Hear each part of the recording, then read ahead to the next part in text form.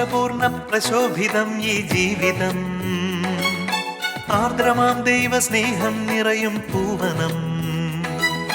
മാധുരപൂർണ്ണ പ്രശോഭിതം ഈ ജീവിതം, ആർദ്രമാം ദൈവസ്നേഹം നിറയും പൂവനം.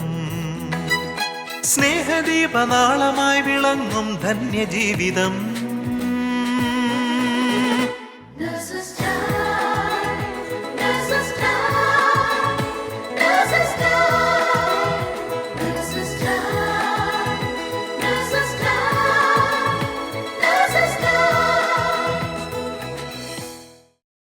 ഈശോ മിശിഹായിക്ക് സ്തുതിയായിരിക്കട്ടെ. അപ്പോസ്തല പ്രവർത്തനങ്ങൾ 1-ാം അധ്യായം 8-ാം തിരുവചനം ഇപ്രകാരം പറയുന്നു: എന്നാൽ പരിശുദ്ധാത്മാവ് നിങ്ങളുടെ മേൽ വന്നു കഴിയുമ്പോൾ നിങ്ങൾ ശക്തി പ്രാപിക്കും. ജെറുസലേമിലും യൂദയ മുഴുവനിലും സമരിയായിലും ഭൂമിയുടെ അതിർത്തികൾ വരെയും നിങ്ങൾ എനിക്ക് സാക്ഷികളായിരിക്കുകയും ചെയ്യും. പരിശുദ്ധാത്മാവിൻ്റെ അതിശക്തമായ ഇടപെടലുകളെക്കുറിച്ച് പങ്കുവെക്കുന്ന ഇന്നത്തെ നേഴ്സസ് ടൈം എപ്പിസോഡിലേക്ക് ഏവരെയും സ്നേഹത്തോടെ സ്വാഗതം ചെയ്യുന്നു. ലോക സുവിശേഷവൽക്കരണത്തിനായി ഈശോ നേഴ്സുമാരെ പ്രത്യേകമായി തിരഞ്ഞെടുത്തിരിക്കുകയാണെന്ന് നമുക്കറിയാമല്ലോ. അതിനായി പരിശുദ്ധാത്മാവ് നട്ടുവളർത്തിയ നേഴ്സസ് മിനിസ്ട്രിയുടെ തുടക്കത്തെക്കുറിച്ചും അതിൻ്റെ പടിപടിയായ വളർച്ചയെക്കുറിച്ചും പല കാലഘട്ടങ്ങളിൽ മിനിസ്ട്രിയെ നയിച്ച നേഴ്സസ് സഹോദരങ്ങളെ നമുക്ക് ശ്രവിക്കാം. ഈശോ മിശിഹായിക്ക് സ്തുതിയായിരിക്കട്ടെ. ശാലോം പ്രേക്ഷകർക്ക് വേണ്ടി നമ്മെ തന്നെ പരിചയപ്പെടുത്താം. എൻ്റെ പേര് ടെസ്മോൾ. ഹസ്ബൻഡ് 4 മക്കളുമാണ് എനിക്കുള്ളത്. നാട്ടിൽ എറണാകുളം. 13 വർഷമായിട്ട് ദുബായ് ജോലി ചെയ്യുന്നു. എൻ്റെ പേര് പ്രീത. ഹസ്ബൻഡും 2 മക്കളുമാണ് എനിക്കുള്ളത്. ഞാൻ ദുബൈയിൽ 20 വർഷമായിട്ട് ജോലി ചെയ്യുന്നു. നാട്ടിൽ കോട്ടയത്ത് കുറവലങ്ങാട്. എൻ്റെ പേര് റിനി. ഹസ്ബൻഡും 4 മക്കളുമാണ് ഉള്ളത്. ദുബായിൽ 13 വർഷമായിട്ട് ജോലി ചെയ്യുന്നു. നാട്ടിൽ ഐമുറിയിലാണ് വീട്. ഈ കാലഘട്ടത്തിൽ ഈശോയെ പങ്കുവയ്ക്കാനായിട്ട് അനേക നേഴ്സുമാരിലൂടെ പരിശുദ്ധാത്മാവ് ശക്തമായിട്ട് നമ്മുടെ നേഴ്സസ് മിനിസ്ട്രിയെ നയിച്ചുകൊണ്ടിരിക്കുകയാണല്ലോ. നേഴ്സസ് മിനിസ്ട്രിയുടെ ആദ്യത്തെ കോർഡിനേറ്റർ എന്ന നിലയിൽ പ്രീത ചേച്ചിയുടെ അനുഭവങ്ങളും ഈശോ വഴി നടത്തിയ കാര്യങ്ങളും ഒന്ന് ഞങ്ങളുമായിട്ട് പങ്കുവയ്ക്കാമോ? ഞാൻ 2003 ദുബൈയിൽ വന്നത്.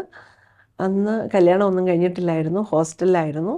അപ്പോൾ ഇഷ്ടംപോലെ സമയമുണ്ടായിരുന്നു. പള്ളിയിലൊക്കെ എന്നും പോവുകയും പ്രാർത്ഥിക്കുകയൊക്കെ ചെയ്യുമായിരുന്നു. അങ്ങനെ എന്നും പള്ളിയിൽ പോയിക്കൊണ്ടിരുന്ന സമയത്ത് അവിടെ വേറെയും നേഴ്സുമാരും ആൾക്കാരെയൊക്കെ പരിചയപ്പെടാൻ തുടങ്ങി. അങ്ങനെ കുറേ നേഴ്സുമാർ പരിചയപ്പെട്ട് അതിൽ 1-2 ചേച്ചിമാർ ഒത്തിരി പരിശുദ്ധാത്മാവിനാൽ അഭിഷേകമുള്ളവരായിരുന്നു.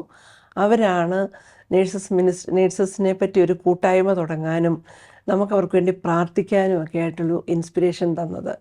അപ്പോൾ അവർ ഇങ്ങനെ നേഴ്സുമാരുടെ കൂട്ടായ്മയെ പറ്റിയൊക്കെ പറഞ്ഞപ്പം ഞങ്ങൾക്കും ഭയങ്കര ഇൻട്രസ്റ്റായി. അങ്ങനെ നമ്മൾ പ്രാർത്ഥിച്ചു തുടങ്ങാമെന്ന് തീരുമാനിച്ചു. അങ്ങനെ അന്നേരം മുതൽ എല്ലാ വ്യാഴാഴ്ചയും ഈവനിങ്ങിൽ ഞങ്ങൾ 5 മണിക്ക് എല്ലാ കിട്ടുന്ന ആൾക്കാർ കൂടി ഞങ്ങൾ പ്രാർത്ഥിച്ചു തുടങ്ങി. ജപമാലയാണ് ചൊല്ലി തുടങ്ങിയത്.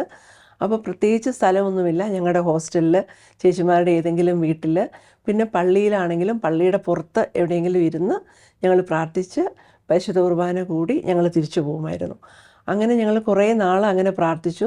എപ്പോഴും 3-4 പേര് 5 പേര് അങ്ങനെ പ്രാർത്ഥിക്കുന്ന ഞങ്ങളുടെ വേറെ കൂട്ടുകാരോടും അവിടെ ഇവിടെയുള്ള ഹോസ്പിറ്റലുകളിലൊക്കെ പറഞ്ഞു തുടങ്ങി. അങ്ങനെ ഞങ്ങൾ പ്രാർത്ഥന കണ്ടിന്യൂ ചെയ്തു പോയി. അങ്ങനെ 2004 ഞങ്ങൾ അച്ഛൻ്റെ അടുത്ത്, നമ്മുടെ വികാരിയച്ഛൻ അന്ന് പീറ്ററച്ഛനായിരുന്നു, പീറ്ററച്ഛൻ്റെ അടുത്ത് ചെന്ന് ഞങ്ങൾ ഈ ഗ്രൂപ്പിനെ പറ്റി സംസാരിച്ചു. അങ്ങനെ സംസാരിച്ച് അച്ഛനൊപ്പം അതിന് ഭയങ്കര സന്തോഷമായി. അച്ഛൻ അതിനുള്ള എല്ലാ അനുവാദങ്ങളും തന്നു. അച്ഛൻ പറഞ്ഞു, ഇവിടെ ഒരു റൂം അനുവദിച്ച് തരാം. അങ്ങനെ നമ്മുടെ ദുബായ് ചർച്ചിൻ്റെ മിനി ഹോളിൽ റൂം നമ്പർ 2 ഞങ്ങൾക്ക് തന്നു.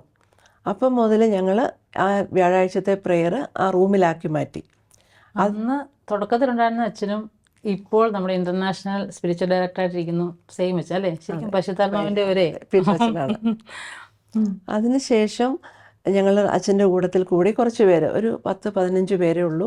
അപ്പോൾ അച്ഛൻ ഞങ്ങളുടെ അടുത്ത് ഇതൊരു ഗ്രൂപ്പായിട്ട് തുടങ്ങാനും ഒരു ലീഡർ വേണം, ഒരു കോർഡിനേറ്ററിനെ എടുക്കണം എന്നുള്ള ആശയങ്ങളൊക്കെ പറഞ്ഞ് അച്ഛൻ്റെ കൂടെ ഇരുന്ന് പ്രാർത്ഥിച്ച് അച്ഛൻ പറഞ്ഞതിൻ്റെ ഫലമായിട്ട് അവിടെ ഉണ്ടായിരുന്നവരൊക്കെ കൂടെ തീരുമാനിച്ച് ഒരു കോർഡിനേറ്ററിനെ എടുത്തു. കാരണം അന്ന് ആരും തന്നെ അത്ര പരിചയമൊന്നുമില്ല. ആ കണ്ട പരിചയത്തിൽ ഒരു കോർഡിനേറ്ററിനെ തിരഞ്ഞെടുത്തു. അപ്പം അങ്ങനെ ആദ്യമായിട്ട് അന്ന് കോർഡിനേറ്ററായിട്ട് തിരഞ്ഞെടുക്കപ്പെട്ടത് ഞാനാണ്. പിന്നെ അതിനുശേഷവും ഞങ്ങളിങ്ങനെ പ്രാർത്ഥിച്ചു തുടങ്ങി. അപ്പോൾ ആ പ്രെയറിൽ അച്ഛൻ പറഞ്ഞത് ആതുര ശുശ്രൂഷയുടെ പ്രാധാന്യത്തെപ്പറ്റിയാണ് അച്ഛൻ അന്ന് എക്സ്പ്ലെയിൻ ചെയ്ത് തന്നത് ഒത്തിരി. അതിനകത്ത് പ്രഭാഷകൻ്റെ പുസ്തകം 30-ാം അധ്യായം 14 തൊട്ട് 17 വരെ വാക്യങ്ങൾ, ആരോഗ്യം അതായിരുന്നു. അപ്പം ആതുര ശുശ്രൂഷ, നഴ്സുമാരുടെ ഇമ്പോർട്ടൻസ്, അതാണ് അവരിൽ നമുക്ക് എന്ത് ചെയ്യാൻ പറ്റും, എങ്ങനെ ഈശോയെ അവർക്ക് കൊടുക്കാൻ പറ്റും, അതങ്ങനെ കുറച്ച് ഒരു ക്ലാസ് അച്ഛനെടുത്തത് ഇന്ന് ഞാൻ നന്നായിട്ട് ഓർക്കുന്നു. അവിടെ അച്ഛനാ ചെറിയൊരു ഹോളിൽ അച്ഛൻ്റെ റൂമിലായിരുന്നു അത് പറഞ്ഞു തന്നത്. അതിനുശേഷവും ഞങ്ങളിങ്ങനെ പ്രെയർ കണ്ടിന്യൂ ചെയ്തു പോയി.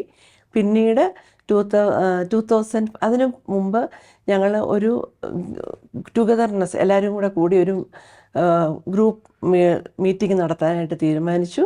അങ്ങനെ പല ഹോസ്പിറ്റലിൽ, ദുബായിലെ പല ഹോസ്പിറ്റലുകളിലുള്ള നേഴ്സുമാർ കൂടി ഞങ്ങളൊരു ഇനാഗ്രൽ മീറ്റിംഗ് നടത്തി. ഒരു 60 പേരോളം അന്ന് കൂടിയിരുന്നു.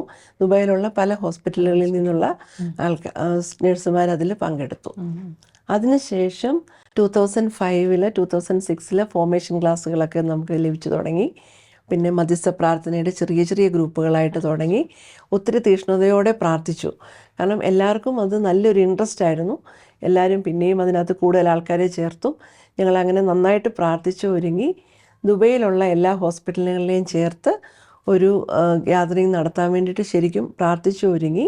പക്ഷേ നമ്മുടെ പ്രാർത്ഥനയുടെ ഫലമോ പരിശുദ്ധാത്മാവിൻ്റെ അഭിഷേകം കൊണ്ടോ നമുക്കത് UAE എല്ലാ എമിറേറ്റ്സുകളിലെയും നഴ്സുമാരെ ചേർത്ത് നല്ലൊരു ഗ്യാതറിംഗ് ആയിട്ട് നടത്താൻ പറ്റി. അത് ഒരു ഗ്രേറ്റ് കോളായിട്ട് നമ്മൾ നാഷണൽ ലെവലിൽ നടത്തി. 2007 ഈ ഗ്രേറ്റ് കോളിൽ വന്ന് മറ്റ് എമിറേറ്റ്സുകളിൽ നിന്ന് വന്ന നേഴ്സുമാർ പരിശുദ്ധാത്മാവിൽ നിന്ന് ലഭിച്ച ആ തീഷ്ണത കൊണ്ട് അവരുടെ ഓരോ എമിറേറ്റ്സുകളിലും പോയി അവരുടെ വികാരിയച്ചന്മാരോട് ഇതിനെപ്പറ്റി സംസാരിക്കുകയും അങ്ങനെ മറ്റ് എമിറേറ്റ്സുകളിലും ചെറിയ ചെറിയ കൂട്ടായ്മകൾ തുടങ്ങാനായിട്ട് അവർക്ക് സാധിച്ചു. അങ്ങനെ ഗ്രേറ്റ് കോൾ അറ്റൻഡ് ചെയ്തിട്ട് തിരിച്ച് പല എമിറേറ്റ്സിലേക്കും കടന്നത് നേഴ്സുമാർക്ക് പിന്നെ അവർക്ക് തീയായി. ഇതിങ്ങനെ നിന്നാൽ പോരാ, പല GCC കൺട്രികളുണ്ട്, മറ്റ് രാജ്യങ്ങളുണ്ട്, അവിടേക്കൊക്കെ ഇത് വ്യാപിക്കേണ്ടതുണ്ടെന്നുള്ള ചിന്ത അവരെ അലട്ടി. പിന്നെ ദത്തെടുത്ത് പ്രാർത്ഥന, നമുക്കൊരു റിനി ഓർക്കുന്നുണ്ടാവും അല്ലേ, നമ്മൾ രാജ്യങ്ങൾ GCC കൺട്രികൾ, മറ്റ് രാജ്യം ഭൂഖണ്ഡങ്ങളെ ഒക്കെ നമ്മൾ ദത്തെടുത്ത് പ്രാർത്ഥിക്കുന്ന ഒരു രീതി അല്ലേ. അങ്ങനെ പ്രാർത്ഥിച്ചതിൻ്റെ ഫലം അപ്പം നമ്മൾ ശരിക്കും ബ്ലൈൻഡായിട്ട് വിശ്വാസ കണ്ണുകൾ കൊണ്ട് കണ്ടുകൊണ്ടാണ് നമ്മൾ ഇങ്ങനെ പ്രാർത്ഥിക്കുന്നത്. അപ്പം ഓരോ കാര്യങ്ങൾ അന്വർത്ഥമാകുമ്പോഴത്തേക്ക് അന്ന് നമ്മൾ വിശ്വസിച്ച കാര്യങ്ങൾ ഇന്ന് കൺമുമ്പിൽ കണ്ടുകൊണ്ടിരിക്കുന്നു അല്ലേ. അതല്ലേ ഇപ്പം നടന്നുകൊണ്ടിരിക്കുന്നത്. അപ്പോൾ ഈ കടന്നുപോയ നേഴ്സുമാരുടെ തീ പല രാജ്യങ്ങളിലും ഈ മിനിസ്ട്രി ഇത്ര ശക്തമായിട്ട് വളരുവാനായിട്ട് ഇടയായി. 2008 നേഴ്സസ് മിനിസ്ട്രിയിലോട്ട് കടന്നു വരുന്നത്. അന്ന് മുതൽ ഇന്ന് വരെ നേഴ്സസ് മിനിസ്ട്രിയുടെ ഒരു ഭാഗമായിട്ട് ചെറിയ ചെറിയ ഉത്തരവാദിത്തങ്ങളിലൂടെ കടന്നു പോകാൻ സാധിക്കുന്നുണ്ട്. ഇന്ന് 18ഓളം രാജ്യങ്ങളിലാണ് പരിശുദ്ധാത്മാവ് നേഴ്സസ് മിനിസ്ട്രിയെ രൂപം കൊള്ളാൻ സഹായിച്ചത്. പ്രധാനമായും കോവിഡ് കാലത്താണ് നേഴ്സസ് മിനിസ്ട്രി ഇത്ര വിപുലമായിട്ട് പല രാജ്യങ്ങളിലോട്ടും വളർന്നത്. ആ സമയത്ത് നേഴ്സസ് മിനിസ്ട്രിയിലെ കോർഡിനേറ്ററായിരുന്നു ടെസിമോളായിരുന്നല്ലോ. ശരിയാണ് റെനി. നമ്മൾ വിചാരിക്കും ചില സന്ദർഭങ്ങളിൽ ഇതിനെങ്ങനെ പ്രവർത്തനങ്ങൾ മുന്നോട്ട് കൊണ്ടുപോകും, നമ്മളാണോ? ഒരിക്കലും അല്ല. ദൈവത്തിൻ്റെ പരിശുദ്ധാത്മാവ് തീരുമാനിച്ചിരിക്കുന്ന കാര്യങ്ങൾ അതെങ്ങനെ വേണമെങ്കിലും നടത്താനുള്ള സാഹചര്യങ്ങളും എല്ലാ കാര്യവും മുൻകൂട്ടി കണ്ടിട്ടുണ്ട്. ഒരു വ്യക്തിയെ കണ്ടിട്ടൊന്നുമല്ല. നടത്താനുള്ള കാര്യങ്ങൾ എങ്ങനെ നടത്തണമെന്ന് മുൻകൂട്ടി പ്ലാൻ ചെയ്തുകൊണ്ട് തന്നെയാണ് നടത്തുന്നത്. കോവിഡ് കാലത്ത് നമ്മൾ അതിനു മുമ്പ് ശരിക്കും എത്രമാത്രം ഫ്ലറിഷായിട്ട് ഒത്തിരി നല്ല ശക്തമായിട്ട് ദുബായ് മിനിസ്റ്റർ പോയിക്കൊണ്ടിരുന്ന സമയത്ത് തന്നെയാണ് മാധ്യമങ്ങളിൽ കൂടെയൊക്കെ നമ്മൾ കേൾക്കുകയാണ് കോവിഡ് ഇങ്ങനെ പടർന്ന് പന്തലിച്ചു, പല രാജ്യങ്ങളിൽ ലോക്ക്ഡൗൺ ആകുന്നു, പല പ്രശ്നങ്ങൾ, അങ്ങനെ നഴ്സുമാരാണ് ഇറങ്ങി പ്രവർത്തിക്കുന്നത്, ഇങ്ങനെ ഒത്തിരി കാര്യങ്ങൾ നമ്മൾ കേട്ടു തുടങ്ങിയ സംഭവം. നമ്മൾ കേരളത്തിലാണെങ്കിലും നിപ്പ വൈറസിനെ കുറിച്ച് നമ്മൾ കേട്ട മാത്രമേ നമ്മൾ തന്നെ ഇൻ്റർസെഷൻ നമ്മൾ സ്റ്റാർട്ട് ചെയ്തു, നൈറ്റ് വിജിലുകൾ തുടങ്ങി. അപ്പോൾ നമുക്കറിയാം പെട്ടെന്ന് തന്നെ നിപ്പ വൈറസ് അങ്ങനത്തെ നിന്ന് പോകുന്നു. പല കാര്യങ്ങളും ഇൻ്റർസെഷനിലൂടെ സാധിച്ചെഴുതും. നമ്മൾ വിചാരിച്ചു ഈ കോവിഡും ഇങ്ങനെ നമുക്കൊരു ഇൻ്റർസെഷനിലൂടെ അല്ലെങ്കിൽ നൈറ്റ് വിജിലൊക്കെ നടത്തി പെട്ടെന്ന് നമുക്ക് കാര്യങ്ങൾക്കൊക്കെ ഒരു തീരുമാനം കൽപ്പിക്കാമെന്നൊക്കെ നമ്മൾ. പക്ഷേ ദൈവം അങ്ങനെയല്ല. നമ്മൾ കടന്നു മനസ്സിലാക്കി കഴിയുമ്പോൾ ഏകദേശം 2 വർഷത്തിലധികം നീണ്ടു നിന്നൊരു മഹാമാരിയായിരുന്നു ഇത് തുടങ്ങിയത് കേട്ടപ്പോൾ തന്നെ നമ്മൾ നൈറ്റ് വിജിലുകൾ പല എമിറേറ്റ്സുകൾ നടത്തി. നമ്മുടെ ദുബൈയിലാണെങ്കിലും ഇനിഷ്യേറ്റീവ് എടുത്ത് നമ്മുടെ സർവീസുകൾ തന്നെ ഇതിന് വേണ്ടിയിട്ട്, അതായത് കോവിഡ് മഹാമാരിയെ നേരിടാൻ വേണ്ടി നമ്മൾ ജ്ഞാനത്തിൻ്റെ പുസ്തകം 18-ാം അധ്യായം ക്ലെയിം ചെയ്തൊക്കെ വ്യക്തമായിട്ട് ഭയങ്കര പ്രാർത്ഥനകളൊക്കെ നടത്തി. പക്ഷേ നമ്മൾ ചിന്തിച്ചതിനേക്കാൾ ഉപരിയായിരുന്നത്. പക്ഷേ പള്ളികൾ അടയ്ക്കപ്പെട്ടു, കൂട്ടായ്മകളൊക്കെ നിന്നുപോയി, പ്രാർത്ഥനാ കൂട്ടായ്മകളൊന്നും ഇല്ലാതായി. എല്ലാവരും ലോക്ക്ഡൗണിൻ്റെ കാലത്ത് അകത്ത് കയറിയപ്പോൾ നഴ്സുമാർ മാത്രം പുറത്തിറങ്ങേണ്ട ഒരു കാലഘട്ടമായി മാറി അല്ലേ? നമ്മൾ തിയറിയായിട്ട് പഠിച്ച കാര്യങ്ങൾ പ്രാക്ടിക്കലായിട്ട് ചെയ്യാൻ തുടങ്ങിയത്. അത് തന്നെ, തിയറികളെല്ലാം മാറി പ്രാക്ടിക്കലായി തുടങ്ങിയതിന് കാരണം അതായത് ഈ 2 വർഷക്കാലത്തിൽ നമുക്ക് കിട്ടിയ ഫോർമേഷനുകളെല്ലാം തന്നെ അപ്ലൈ ചെയ്യേണ്ട ഒരു സമയങ്ങളായിരുന്നു എന്നുള്ള കാര്യം നമ്മളെ പുറകോട്ട് ചിന്തിച്ച് നോക്കുമ്പോഴത്തേക്കും മനസ്സിലാക്കി തന്ന കാലഘട്ടമായിരുന്നു. എല്ലാവരും നഴ്സുമാരെല്ലാം ചിതറിക്കപ്പെട്ടു, വീട് വിട്ടു, അല്ലെങ്കിൽ താമസിക്കുന്ന സ്ഥലങ്ങളിൽ നിന്നൊക്കെ മാറി ഹോട്ടലുകളിലേക്ക് അല്ലെങ്കിൽ അക്കോമഡേഷനുകളിലേക്കൊക്കെ മാറാൻ തുടങ്ങി. പലർക്കും പേടിയായി. അങ്ങനെയുള്ള സന്ദർഭത്തിൽ ശരിക്കും നമ്മുടെ കൂട്ടത്തിൽ കുറേ അധികം മെയിൽ നഴ്സുമാരുണ്ടായിരുന്നു. ഓർക്കുന്നുണ്ടല്ലോ നമ്മുടെ മെയിൽ നഴ്സുമാരുടെ എത്രമാത്രം അവരുടെ ആ പൊട്ടൻഷ്യൽ ശരിക്കും പൂർണ്ണമായിട്ട് ഉപയോഗിച്ച കാലഘട്ടങ്ങളായിരുന്നു. കാരണം നേഴ്സിംഗ് പ്രൊഫഷനേക്കാൾ ഉപരിയായി കമ്പ്യൂട്ടർ നോളജും അതുപോലെ മാധ്യമങ്ങളിലുള്ള അവരുടെ നൈപുണ്യമൊക്കെ ഉപയോഗിച്ചുകൊണ്ട് സൂമിലൂടെ എങ്ങനെ നമുക്ക് ഈ കൂട്ടായ്മയെ മുന്നോട്ട് കൊണ്ടുപോകാൻ പറ്റും എന്നുള്ള കാര്യം അവർ നമുക്ക് കാണിച്ചു തരും. നമുക്ക് ഒട്ടുമേ എനിക്ക് അറിയത്തില്ലായിരുന്നു അങ്ങനത്തെ കാര്യങ്ങളെപ്പറ്റി എങ്ങനെ അപ്ലൈ ചെയ്യണമെന്ന്. പക്ഷേ പല കാര്യങ്ങളും ചെയ്തു തുടങ്ങി കഴിഞ്ഞപ്പോഴത്തേക്ക് ഇത് മറ്റുള്ളവരിലേക്ക് എത്തിച്ച് പല എല്ലാ നഴ്സുമാരിലേക്കും ഇങ്ങനെ എത്തിക്കാനുണ്ട്. നമ്മുടെ പ്രാർത്ഥന കൂട്ടായ്മകൾ സൂമിലൂടെ ആക്കി മാറ്റി. അത് പതുക്കെ ദുബൈയിൽ ഇങ്ങനെ സ്റ്റാർട്ട് ചെയ്ത് പിന്നെ എമിറേറ്റ്സുകളിലേക്കാക്കി നാഷണൽ ഇൻ്റർനാഷണൽ ലെവലിൽ നമുക്ക് ഇഷ്ടം പോലെ പ്രാർത്ഥനകളും വചന പെരുമഴകളും അതുപോലെ തന്നെ ഹാർവസ്റ്റ് ഓഫ് ഗ്രേസ് അത് ഇന്റർനാഷണൽ ലെവൽ ഓരോ രാജ്യങ്ങൾ ഓരോ ദിവസവും സൂമിൽ തുടർച്ചയായിട്ട് നമുക്ക് നമ്മുടെ ജപമാലയും കർണക്കൊന്തയും പ്രാർത്ഥനയുടെയോ അല്ലെങ്കിൽ ഒരു ധൈര്യക്കുറവോ ഒന്നും അനുഭവപ്പെടേണ്ട കാര്യം ഉണ്ടായിരുന്നില്ല. കാരണം അതുപോലെ നമുക്ക് നഴ്സുമാരെ ശക്തിപ്പെടുത്തുന്ന രീതിയിലുള്ള സർവീസുകൾ നമുക്ക് സൂമിലൂടെ കിട്ടും. അപ്പം മാധ്യമങ്ങൾ എങ്ങനെ യൂട്ടിലൈസ് ചെയ്യാൻ സാധിക്കും എന്നുള്ള കാര്യം നമുക്ക് മനസ്സിലാക്കി തരുമായിരുന്നു. അത് കഴിഞ്ഞിട്ട് അതുകൂടാതെ നമ്മുടെ ഹോസ്പിറ്റലുകളെല്ലാം ദേവാലയങ്ങളായി മാറുന്ന അവസ്ഥകളായിരുന്നു ആ കോവിഡ് സമയം. തീർച്ചയായിട്ടും അത് ഹോസ്പിറ്റലിൽ മാത്രമല്ല റിനി, നമ്മുടെ വീടുകളും ശരിക്കും ദേവാലയങ്ങളായിരുന്നു. കാരണം നമ്മൾ ഓൺലൈൻ കുർബാന, ഓൺലൈനിലൂടെ എല്ലാ കുടുംബ കൂട്ടായ്മ മീറ്റിങ്ങുകൾ എല്ലാം സൂമിലായി. എല്ലാം വീടുകളിൽ ആ കുർബാനയുടെ ഒരു അന്തരീക്ഷം നമുക്ക് നന്നായിട്ട് ആ സമയത്ത് പറ്റി. അതുപോലെ തന്നെ ഈ കാലഘട്ടം ശരിക്കും നമ്മുടെ ഷാലോമിൽ നമുക്ക് നേഴ്സസ് ടൈമിലൊരു എപ്പിസോഡ് ഉണ്ടായിരുന്നു. ഫാദർ ജോഷി മയ്യാറ്റിൽ എങ്ങനെയാണ് നേഴ്സിംഗ് പ്രൊഫഷൻ ഇന്ത്യയിൽ വന്നതെന്നും കേരളത്തിൽ വന്നതിനെ കുറിച്ച് എക്സ്പ്ലെയിൻ ചെയ്യുന്ന ഒരു എപ്പിസോഡാണത്. ഈ കാലഘട്ടത്തിൽ എന്നെ പരസ്പരം ഭയങ്കരമായിട്ട് ഇൻസ്പയർ ചെയ്ത ഒരു വിഷയമായിരുന്നത്. അച്ഛൻ അതിനകത്ത് എക്സ്പ്ലെയിൻ ചെയ്യുന്നത് എങ്ങനെയാണ് നേഴ്സിംഗ് ഇന്ത്യയിൽ വന്നത്. ഇന്ത്യയിൽ ആദ്യമായിട്ട് മദ്രാസിലാണ് വരുന്നത്. സ്വിറ്റ്സർലൻഡിൽ നിന്ന് നഴ്സുമാരെ കൊണ്ടുവന്ന് നമ്മുടെ നേഴ്സിംഗ് പ്രൊഫഷൻ, അതായത് മെഡിക്കൽ ഫീൽഡിന് കുറച്ചുകൂടെ ഒരു ഉന്മേഷം, അതായത് ഇച്ചിരി കൂടി ഒന്ന് വളർത്തണമെന്നുള്ള രീതിയിൽ നമ്മുടെ നാട്ടുരാജാക്കന്മാരൊക്കെ ആയിരുന്നുണ്ടായിരുന്നു. അവർ ശരിക്കും ഇവരെ കൊണ്ടുവന്ന് അന്ന് ശരിക്കും അതും ഒരു പകർച്ചവ്യാധിയുടെ സമയത്തായിരുന്നു, പകർച്ചവ്യാധിയുടെ സമയത്തായിരുന്നു ഇവരെ കൊണ്ടുവന്ന് അവർക്ക് ശരിക്കും പ്രൊവൈഡ് ചെയ്ത് കൊടുത്ത് നല്ല ഫുഡും അക്കോമഡേഷനും ഫെസിലിറ്റീസ്, അതായത് ഹെൽത്തി എൻവയോൺമെൻറ്റ് അവർക്ക് പ്രൊവൈഡ് ചെയ്ത് കൊടുത്തു. അങ്ങനെ ആ നഴ്സുമാർ നമ്മുടെ നാട്ടിലുള്ള അന്ന് നഴ്സുമാർക്കൊന്നും വലിയ വാല്യൂ, ഇന്ന് നഴ്സുമാർക്കൊക്കെ ഹൈടെക് നഴ്സുമാരല്ല എല്ലാവരും, അന്ന് നഴ്സുമാർക്ക് വലിയ വാല്യൂ ഒന്നും ഉണ്ടായിരുന്നു. പക്ഷേ ഇവരൊക്കെ വന്ന് നമുക്കൊരു ട്രെയിനിങ് കിട്ടി, അവരെയൊക്കെ ഫോളോ ചെയ്ത് നമ്മൾ നഴ്സിങ്ങിന് ഇച്ചിരി ഒരു സ്റ്റെപ്പുകളൊക്കെ ഇച്ചിരി മാറി. അങ്ങനെ നഴ്സുമാരൊക്കെ ശരിക്കും അവരിൽ നിന്ന് ഉൾപ്രചോദനം ലഭിച്ചുകൊണ്ട് മുന്നോട്ട് പോയി. അപ്പം ഞാൻ ചിന്തിച്ചു, ഒരുപക്ഷെ നമ്മുടെ ഇന്ത്യ ഗവൺമെൻറ് അന്നെടുത്ത ആ ഒരു നിലപാടും നമ്മുടെ ഇന്ന് UAE ഗവൺമെൻറ് എടുത്ത നിലപാടും പരസ്പരം കണക്റ്റഡ് ആണല്ലോ എന്ന് ചിന്തിച്ചു. കാരണം നമ്മളൊക്കെ ചിതറിക്കപ്പെട്ടപ്പോൾ നമുക്ക് നല്ല അക്കോമഡേഷൻ, നല്ല ഫുഡ് പ്രൊവൈഡ് ചെയ്തു, അതുപോലെ വൈഫൈ കണക്ഷനും, ഫ്രീ വൈഫൈ കണക്ഷനും. ഇത് ശരിക്കും നമ്മുടെ സൂം കൂട്ടായ്മ ഇൻട്രപ്റ്റ് ആകാതെ നന്നായി മുന്നോട്ട് പോകാനായിട്ട് എവിടെ ചെന്നാലും നഴ്സുമാർക്ക് ധൈര്യപൂർവ്വം പ്രാർത്ഥിച്ച് ധൈര്യപൂർവ്വം ഇറങ്ങിച്ചെന്നുകൊണ്ട് രോഗികളെ ശുശ്രൂഷിക്കാനുള്ള സാഹചര്യം ഈ UAE ഗവൺമെൻറ് നമുക്ക് ഒരുക്കി തന്നു. ലോകം മുഴുവൻ്റെ മുമ്പിലും നഴ്സുമാരുടെ ഒരു പ്രാധാന്യത്തെക്കുറിച്ച് ആ സമയത്ത് മനസ്സിലായി. അതുപോലെ തന്നെ കേരളത്തിൽ ഇതുപോലൊക്കെ തന്നെ നമ്മുടെ കൊട്ടിയത്ത് ഹോളി ക്രോസിലാണ് ശരിക്കും ആദ്യമായിട്ട് വിദേശി നഴ്സുമാർ വന്നിട്ട് ശരിക്കും നമ്മുടെ നാട്ടിലുള്ള നഴ്സുമാർക്കൊരു ഇൻസ്പിറേഷനൊക്കെ കൊടുത്ത് അവരെ വളർത്തിക്കൊണ്ട് വന്നെന്നുള്ളത്. ഒരു കാലഘട്ടത്തിൽ വിദേശികൾ നമ്മുടെ നാട്ടിൽ വന്നിട്ട് നമുക്ക് നമ്മുടെ കോവിഡ് പകർച്ചവ്യാധിയുടെ സമയത്ത് നമ്മളെ സഹായിച്ചിട്ടുണ്ടെങ്കിൽ പിന്നീട് നമ്മുടെ ഈ കൂട്ടായ്മയിൽ നമ്മളെ ഈ സൂമിലൂടെ വളർത്താൻ സഹായിച്ച ഒരുപറ്റ നഴ്സുമാരും കർത്താവിന് വേണ്ടി ഇറങ്ങിത്തിരിച്ച കുറേ മക്കളുണ്ടായിരുന്നു. ഇവരൊക്കെ ആ ശക്തമായിട്ട് അവിടെ പ്രവർത്തനങ്ങൾ നടത്തി കഴിഞ്ഞപ്പോൾ പിന്നെ പരിശുദ്ധാത്മാവ് നിറഞ്ഞ നഴ്സുമാർ പോയത് നമ്മൾ അപ്പസ്തോല പ്രവർത്തനങ്ങൾ 1-ാം അധ്യായം 8-ാം വാക്യത്തിൽ പറയുന്ന പോലെ ലോകത്തിൻ്റെ അതിർത്തികൾ വരെ നിങ്ങൾ എനിക്ക് സാക്ഷികളായിരിക്കും, യൂദയായാലും സമരിയായാലും ഭൂമിയുടെ അതിർത്തികൾ വരെ നിങ്ങൾ എനിക്ക് സാക്ഷികളായിരിക്കും.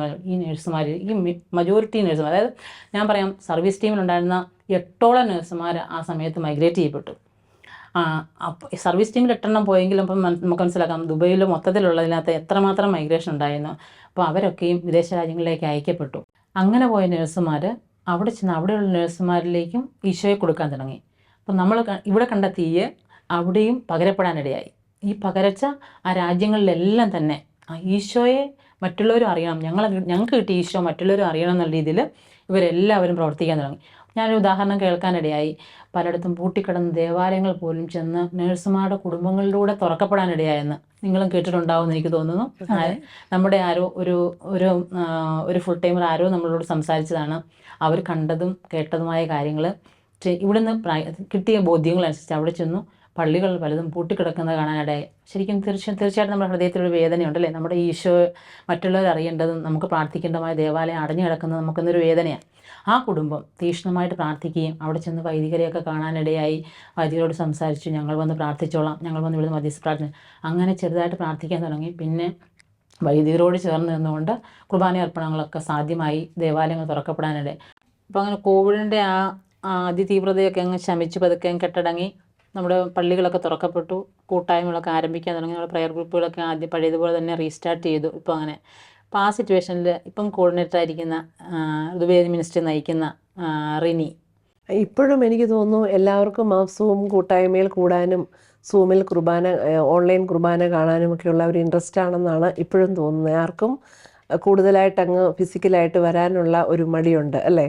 അത് പ്രീതി ചേച്ചി, ഈ കോവിഡിൻ്റെ ആ ഒരു സൂം പ്രെയർ കൂട്ടായ്മയിൽ നിന്നും ഒന്ന് ഫിസിക്കലി എല്ലാവർക്കും അറ്റൻഡ് ചെയ്യാനായിട്ട് ഇപ്പോഴും ഒരു വിമുഖത കാണിച്ചുകൊണ്ടിരിക്കുകയാണ്. എല്ലാവരും ആ സൂമിൽ ഒതുങ്ങിക്കൂടിക്കൊണ്ടിരിക്കുന്ന അവസ്ഥയാണ്.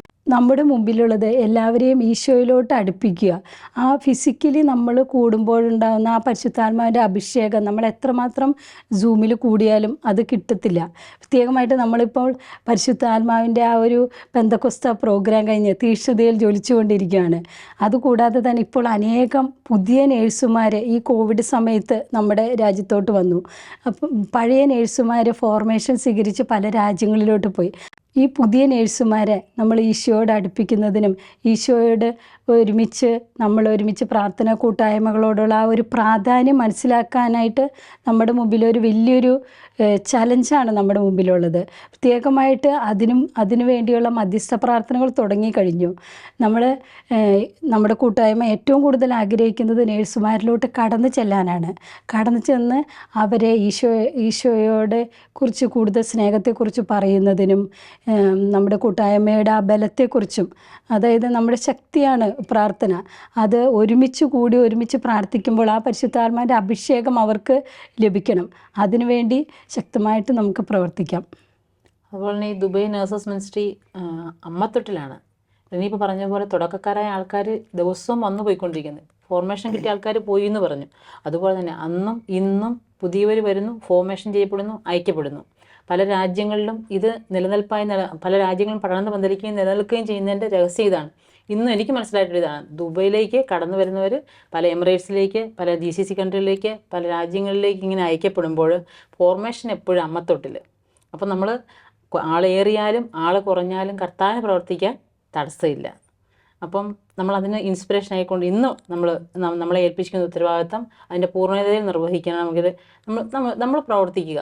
കർത്താവ് വേണ്ട കാര്യം തക്ക സമയത്ത് പരിശുദ്ധാത്മാവിലൂടെ നിർവഹിച്ചുകൊണ്ടിരിക്കും. അത് നമുക്ക് മനസ്സിലായി അല്ലേ? ഈശോയുടെ രണ്ടാം വരവിന് മുമ്പായിട്ട് ലോകമൊത്തിലുള്ള എല്ലാവരും ഈശോയെ അറിയാനായിട്ട് നമ്മൾ ഇടയാക്കണം. അതിന് നേഴ്സുമാർക്ക് നല്ലൊരു പങ്ക് വഹിക്കാൻ കഴിയും. കാരണം ലോകത്തിലെല്ലായിടത്തും എവിടെ ചെന്നാലും ഒരു നേഴ്സെങ്കിലും ഇല്ലാതില്ല. എല്ലായിടത്തും നേഴ്സുമാരുണ്ട്. അവരെ അറിഞ്ഞു കഴിയുമ്പം അവരുടെ കുടുംബങ്ങൾ ഈശോയെ അറിഞ്ഞു തുടങ്ങും. അങ്ങനെ ലോകത്തിലെല്ലാവർക്കും ശരിക്കും ഈശോയെ അറിയാനും പരിശുദ്ധാത്മാവിൽ നിറയാനുമായിട്ട് സാധിച്ച് നമുക്ക് ഈശോയുടെ രണ്ടാം വരവിനായിട്ട് ഒരുങ്ങാനായിട്ട് സാധിക്കും. ബഹ്റിനിൽ വെച്ച് നമ്മൾ ഒരു പ്രോഗ്രാം അറേഞ്ച് ചെയ്ത് തുറക്കുന്നുണ്ടോ? 2033 ആകുമ്പോഴേക്കും മഹാജൂബിലിക്ക് വേണ്ടിയിട്ട് നഴ്സുമാർ ഒരുങ്ങുന്നു. അതിനുവേണ്ടി നമുക്ക് എന്ത് ചെയ്യാൻ സാധിക്കുമെന്ന് ചോദിച്ചപ്പോൾ കുറേ നഴ്സുമാർ പറഞ്ഞു, നമുക്കൊരു ജപമാല ചൊല്ലി വിമലഹൃദയ പ്രതിഷ്ഠയും ചൊല്ലി പ്രാർത്ഥിക്കാമെന്ന്. ഈ കോവിഡിൻ്റെ സമയത്ത് എനിക്ക് നല്ലൊരു ഇൻസ്പിറേഷൻ കിട്ടി. ഒരു ജപമാല ചൊല്ലി നമുക്ക് സൂമിൽ നമുക്ക് പ്രാർത്ഥിക്കാൻ ഇഷ്ടംപോലെ അവസരങ്ങളുണ്ട്. ഇപ്പോൾ എല്ലാ ദിവസവും 5 മണിക്ക് വിമല ഹൃദയ പ്രതിഷ്ഠയിലേക്ക് എല്ലാ നഴ്സുമാരെയും സമർപ്പിച്ച് വിശുദ്ധ ഔസേപ്പിതാവിൻ്റെ മധ്യസ്ഥം യാചിച്ച് ഒരു ജപമാല ചൊല്ലി അരമണിക്കൂർ നേരത്തെ കാര്യമുള്ളൂ. എല്ലാ സാധിക്കുന്ന നഴ്സുമാരൊക്കെ ആ സൂം കൂട്ടായ്മയിൽ ജോയിൻ ചെയ്ത് ഒരു ജപമാല ചൊല്ലി അവർ ഡ്യൂട്ടിക്ക് വേണ്ടി പോവുക ചെയ്യുന്നത്. അതുപോലെ തന്നെ ഈ സൂം കൂട്ടായ്മയിൽ വേറെ തുടർന്നുകൊണ്ട് 3 വർഷം, ഏകദേശം 3 വർഷം ആകുന്നു അതിന്ന് തുടർന്നുകൊണ്ടിരിക്കുന്നു. പല മക്കൾ കടന്നു വരുന്നു പോകുന്നു. ഇപ്പം സിനറിന് പറഞ്ഞ പോലെ പുതിയവരും പഴയവരുമായ ആൾക്കാർ വരുന്നു പോകുന്നു കൂടുന്നു എല്ലാം കഴിഞ്ഞു പോകുന്നു. അതുപോലെ തന്നെ ഈ സൂമിൽ കൂട്ടായ്മയിൽ തന്നെ എല്ലാ ബുധനാഴ്ചയും നമ്മൾ ബൈബിൾ വായിക്കും. അരമണിക്കൂർ ബൈബിൾ വായിക്കാൻ സാധിക്കുമായിരുന്നു. അങ്ങനെ നമ്മൾ ഈ 2 വർഷം, കോവിഡിൻ്റെ 2 വർഷം കൊണ്ട് ഒരു പ്രാവശ്യം കംപ്ലീറ്റ് ബൈബിൾ വായിക്കാൻ സാധിച്ചു, ഒരു പ്രാവശ്യം പുതിയ നിയമം മുഴുവൻ വായിക്കാൻ സാധിച്ചു, സങ്കീർത്തനങ്ങൾ മുഴുവൻ വായിക്കാൻ ഈ 2 വർഷം കൊണ്ട് നമ്മൾ, അതായത് ഒരു നഴ്സും വെറുതെ ഇരുന്നില്ല. എല്ലാവരും ഒരു വിധത്തില്ലെങ്കിൽ വേറെ വിധത്തിൽ. ഈ ജപമാലയ്ക്ക് വരുന്ന ആൾക്കാർ ചിലപ്പോൾ ഒരുപക്ഷെ ഭജനവാനിക്ക് ഉണ്ടായിരിക്കത്തില്ല, ഭജനവാനിക്കും ജപമാലയ്ക്കും വരുന്ന ആളുകൾ ചിലപ്പോൾ ഒരുപക്ഷെ നമ്മുടെ കൂട്ടായ്മയ്ക്ക് ഉണ്ടാകും. പക്ഷേ സാധിക്കുന്നവരെല്ലാവരും എൻഗേജ്ഡായിരുന്നു പ്രാർത്ഥനയിലും പരിത്യാഗത്തിലും. അവർക്ക് സാധിക്കുന്ന രീതിയിലൊക്കെ ഈശോയോട് ചേർന്ന് നിൽക്കാൻ അതിന് നമ്മളെ സഹായിച്ച് ഈ നേഴ്സസ് മിനിസ്ട്രി പ്ലാറ്റ്ഫോം തന്നെ അല്ലേ. അവർ നമുക്ക് ഒത്തിരി കാര്യങ്ങൾ അറേഞ്ച് ചെയ്ത് തന്നു അല്ലേ. ആരും മിസ് ഔട്ടായി പോകരുത്, വിഷമത്തിലും വേദനയിലും ആയിരുന്നു ഒറ്റപ്പെട്ടു പോകരുത്. നമ്മുടെ ആഗ്രഹം ഓഫ്ലൈൻ ആയിരുന്നപ്പോഴത്തേക്കുണ്ടായിരുന്ന നമ്മുടെ ആഗ്രഹം ഈ ഓൺലൈൻ ആയിരുന്നപ്പോഴത്തേക്ക് ഒത്തിരി ഫുൾഫിൽ ആയ പോലെ നമുക്ക് അനുഭവപ്പെട്ടു. പ്രത്യേകിച്ച് നമ്മുടെ നൈറ്റ് വിജിലുകൾ തീർച്ചയായിട്ടും ശരിക്കും കുടുംബമായിട്ട് അത് കൂടുമ്പോൾ അത് ഭയങ്കരമായിട്ട് അനുഗ്രഹങ്ങളും അഭിഷേകങ്ങളും നിറഞ്ഞ അങ്ങനെ ചിന്ത നേഴ്സുമാർക്ക് നിങ്ങൾ സിംഗിളായിട്ട് പോയല്ലേ പ്രാർത്ഥനകൾ കൂടുന്ന ഒരു ചിന്ത. പക്ഷേ അത് മാറ്റിമറിച്ചുകൊണ്ട് ഒത്തിരി നൈറ്റ് വിജിലുകൾ കിട്ടി അല്ലേ. സൂം കൂട്ടായ്മയിൽ ഒത്തിരി നൈറ്റ് വിജിലുകൾ കിട്ടി. അത് നല്ല നല്ല അഭിഷേകമുള്ള നല്ല ശുശ്രൂഷയായിരുന്നു. അപ്പം ഇൻ്റർനാഷണൽ ലെവലിലൊക്കെ ഈ നൈറ്റ് വിജിലുകളൊക്കെ ഒത്തിരി ഉൾപ്രചോദനമായ കുടുംബങ്ങൾക്കൊക്കെ ഒത്തിരി മാറ്റങ്ങളായി, തകർന്ന കുടുംബങ്ങൾക്കൊക്കെ ഒത്തിരി വിടുതൽ ലഭിക്കുന്ന അനുഭവങ്ങളായിരുന്നു രാത്രി. അതുപോലെ കിടക്കുന്ന രോഗികളൊക്കെ സുഖം പ്രാപിക്കുന്ന നമ്മൾ കൺമുമ്പിൽ കാണാനിടെ സൂമിൽ ഒരു വീഡിയോ പോലും ഓണാക്കാതെ മറഞ്ഞിരുന്ന് സൂം നൈറ്റ് വീഡിയോ കൂടിക്കൊണ്ടിരുന്ന ആളുടെ പേര് വിളിച്ച് എഴുന്നേൽപ്പിച്ച് അവരുടെ കാര്യങ്ങൾ പറയുമ്പോഴത്തേക്ക് അവർ ഞെട്ടിപ്പോകുന്ന രീതിയിലുള്ള അനുഭവങ്ങൾ അവർക്കുണ്ടായത് അല്ലേ. പിന്നീട് അത് പറഞ്ഞ കാര്യങ്ങൾ ഫുൾഫില്ലായത് നമ്മുടെ മുമ്പിൽ കേൾക്കാനും കാണാനും നമ്മുടെ ഇടയായി. ഇതിൽ നിന്നെല്ലാം നമുക്ക് വ്യക്തമാക്കി തരുന്നത് ഇതാരും നമ്മുടെ ആരുടെയും വ്യക്തിപരമായ കഴിവോ നേട്ടമോ ഒന്നുമല്ല. കർത്താവ് ഒരു കാര്യം പ്ലാൻ ചെയ്തിട്ടുണ്ടോ അത് നിവൃത്തിയാക്കുന്ന സമയത്ത് തന്നെ നിവൃത്തിയായിരിക്കും. അത് യാതൊരു കാര്യങ്ങളും തടസ്സമല്ല. ജോബ് 42:1 പറയുന്നു, അങ്ങേക്കെല്ലാം സാധിക്കുമെന്നും അങ്ങയുടെ യാതൊരു ഉദ്ദേശവും തടയാനാവില്ലെന്നും ഞാൻ അറിയുന്നു. ആമേൻ. ആമേൻ. അതെ, ഇത് തന്നെയാണ് ലോകമെമ്പാടുമുള്ള സകല നഴ്സുമാരും ഈശോയെ അറിയണമെന്നുള്ള ആഗ്രഹം ഇന്ന് അതിതീക്ഷ്ണമായിട്ട് ഓരോ വ്യക്തികളിലും ജ്വലിച്ചുകൊണ്ടിരിക്കുമ്പോൾ ഇത് നമുക്ക് സാധ്യമാണ്. നമ്മളിലൂടെ നമ്മൾ മുമ്പിൽ കാണുന്ന ഈ സാധ്യതകൾ പൂർണ്ണമായും വിനിയോഗിച്ചുകൊണ്ട് മഹാജുബലിക്ക് വേണ്ടിയിട്ട് നഴ്സുമാരിലൂടെ ലോകത്തെ നമുക്ക് ഒരുക്കാനായിട്ട് നമുക്കും ലോകം മുഴുവനും തയ്യാറായിക്കൊണ്ടിരിക്കാം. ഒരു നിമിഷം നമുക്ക് ലോകമെമ്പാടുമുള്ള സകല നഴ്സുമാരും ഈശോയെ അറിയാൻ വേണ്ടി നമുക്കൊരുമിച്ചൊന്ന് പ്രാർത്ഥിക്കാം. നന്മ നിറഞ്ഞ മറിയമേ സ്വസ്തി, കർത്താവ് അങ്ങയുടെ കൂടെ സ്ത്രീകളിൽ അങ്ങ് അനുഗ്രഹിക്കപ്പെട്ടവളാവുന്നു. അങ്ങയുടെ ഉദരത്തിൻ ഫലമായി ഈശോ അനുഗ്രഹിക്കപ്പെട്ടവനാവുന്നു. പരിശുദ്ധ മറിയമേ തമ്പുരാന്റെ അമ്മേ, പാപികളായ ഞങ്ങൾക്ക് വേണ്ടി ഇപ്പോഴും ഞങ്ങളുടെ മരണസമയത്തും തമ്പുരാനോട് അപേക്ഷിച്ചുകൊള്ളണമേ. ആമേൻ. ഈശോ മിശിഹായ്ക്ക് സ്തുതിയായിരിക്കട്ടെ. ഇപ്പോഴും എപ്പോഴും സ്തുതിയായിരിക്കട്ടെ. ദൈവാത്മാവിനാൽ നയിക്കപ്പെടുന്നവരെല്ലാം ദൈവത്തിൻ്റെ പുത്രന്മാരാണ്. പരിശുദ്ധാത്മാവിനാൽ അഭിഷേകം ചെയ്ത നേഴ്സുമാരുടെ അനുഭവ സാക്ഷ്യം നമ്മളിപ്പോൾ ശ്രവിച്ചല്ലോ.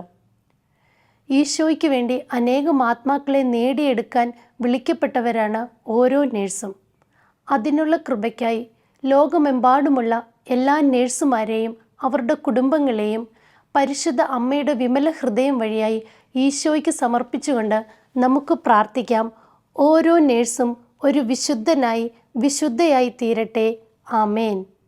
ദൈവമാതാവും ഞങ്ങളുടെ അമ്മയുമായ കന്യകാമറിയമേ, ഫാത്തിമാനാഥേ, എന്നെയും എൻ്റെ കുടുംബത്തെയും തിരുസഭയെയും മാനവകുലത്തെയും ലോകമെമ്പാടുമുള്ള നേഴ്സുമാരെയും അങ്ങേ വിമല ഹൃദയത്തിന് പ്രതിഷ്ഠിക്കുന്നു. അങ്ങേ ശക്തിയുള്ള സംരക്ഷണത്തിൽ ഞങ്ങളെ കാത്തുകൊള്ളണമേ. ആത്മീയവും ശാരീരികവുമായ സകല അപകടങ്ങളിലും ക്ലേശങ്ങളിലും നിന്ന് ഞങ്ങളെ രക്ഷിച്ചു കൊള്ളണമേ. എല്ലാറ്റിലും ദൈവേഷ്ടം കണ്ടെത്തി നിറവേറ്റുവാനും യേശുവിൻ്റെ തിരുഹൃദയത്തിന് പ്രീതികരമായ വിധത്തിൽ ജീവിച്ച് സ്വർഗഭാഗ്യത്തിൽ എത്തിച്ചേരുവാനും കാരുണ്യനാഥേ, ഞങ്ങളുടെ സ്നേഹമുള്ള അമ്മേ, ഞങ്ങളെ സഹായിക്കണമേ. ആമേൻ.